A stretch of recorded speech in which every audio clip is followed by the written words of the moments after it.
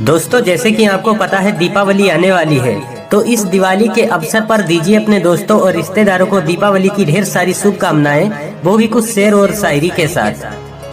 दीप जलते और जगमगाते रहें, हम आपको आप हमको याद आते रहें। जब तक जिंदगी है दुआ है हमारी, कि जब तक जिंदगी है दुआ है हमारी, आप ऐसे ही दीपक की तरह जगमगाते रहें।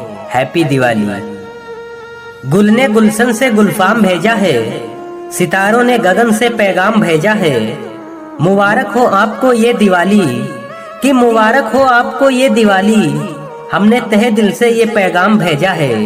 दीपावली की हार्दिक शुभकामनाएं। पटाखों की आवाज से गूंज रहा संसार, दीप की रोशनी और अपनों का प्यार। मुबारक हो आपको दीपावली त्योहार। हैप्पी दिवाली। सोने और चांदी की बरसात निराली हो, घर का कोई कोना दौलत से न खाली हो।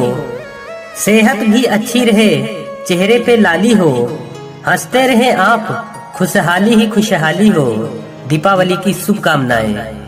दोस्तों, शायरी की अगर एक भी लाइन अच्छी लगी हो तो प्लीज हमारे चैनल को सब्सक्राइब कीजिए और साथ में जो बेल आइकन है इसे भी दबा देना, ताकि नई नई शायरी का वीडियो आप तक सबसे पहले पहुंचे।